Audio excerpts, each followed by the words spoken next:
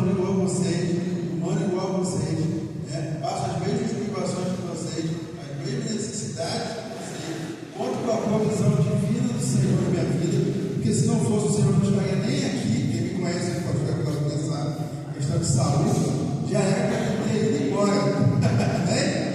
Quantos mil falaram em Covid-19? Covid-19. Então, o vírus tomou 85% do meu pulmão.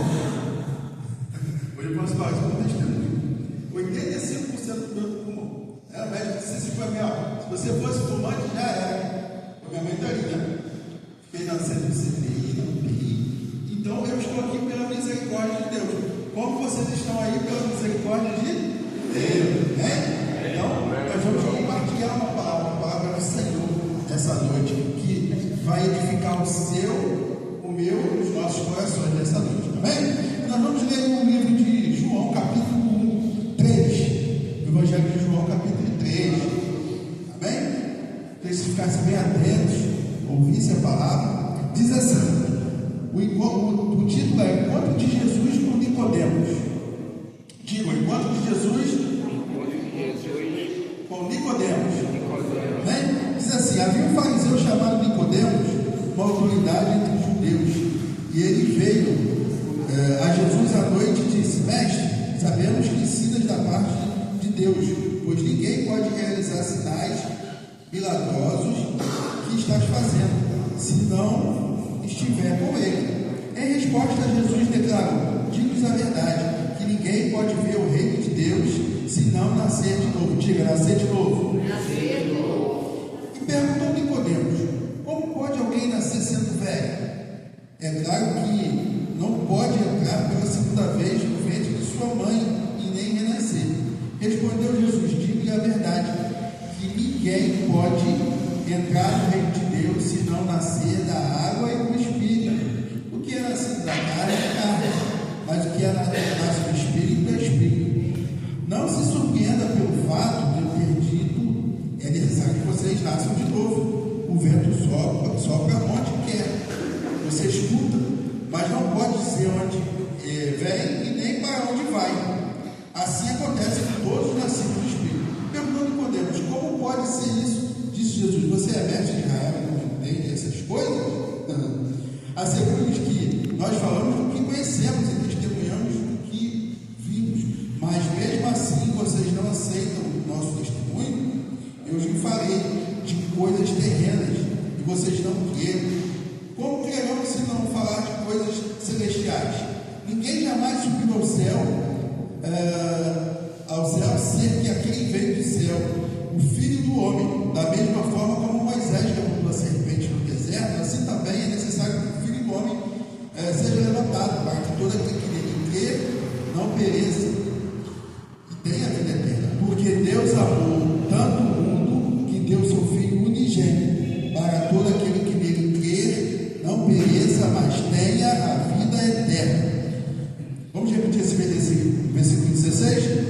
Porque Deus amou o mundo de tal maneira que deu seu Filho unigênito, para todo aquele que nele crer não pereça, mas tenha a vida eterna.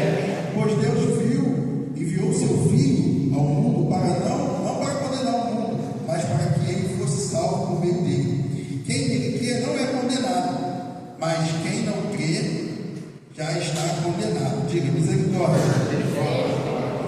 Por não crer no nome do Filho de Deus, este é o julgamento. E a luz veio ao mundo, mas os homens amaram mais as trevas e não a luz, porque suas obras eram más. Quem pratica o mal odeia a luz e não se aproxima da luz, temendo que quem pratica a verdade vem para a luz, para que se veja claramente que as suas obras são realizadas por meio de Deus. Amém? Vamos orar? Pai, fala aos nossos corações, em nome de Jesus Cristo, a tua palavra ferida. Deus, estou aqui, nós somos instrumentos, como falei no início, e peço que venha a revelação do Espírito Santo sobre nós nessa noite, em nome de Jesus Cristo. Amém. E amém. Amém? Amém. Esse texto, esse capítulo de João, capítulo 3, é um texto muito conhecido, principalmente pelo capítulo 16, né? Quantos conhecem esse texto, né? Porque Deus amou o mundo de tal maneira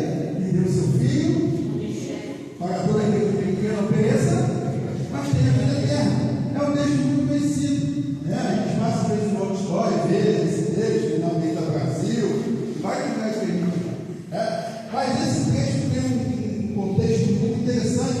É uma conversa de um fariseu, um homem que era o doutor da lei, o príncipe dos fariseus ele é considerado, e ele senta com Jesus Cristo para conversar, para saber as boas obras que eles estavam realizando naquela terra. E ele vai dizer que, olha, é necessário que você nasça de novo. Ele diz, como assim? Nascer de novo? Voltar ao ventre? Não, é necessário que você nasça da água e do Espírito. Então, e ele cita a serpente no deserto, a história lá de Números capítulo 21, versos 4 a 9, que é uma metáfora que vai falar sobre, vai fazer a alusão à cruz de Cristo, né? E a crucificação de Jesus, depois vocês conferem lá, em Números capítulo 21, versos 4 a 9. E no capítulo 28, Jesus é crucificado. Jesus passa pelo processo de crucificação. Jesus morreu na cruz para me salvar, para te salvar, para me salvar. Amém? O sacrifício físico vicário de Jesus Cristo não foi em vão.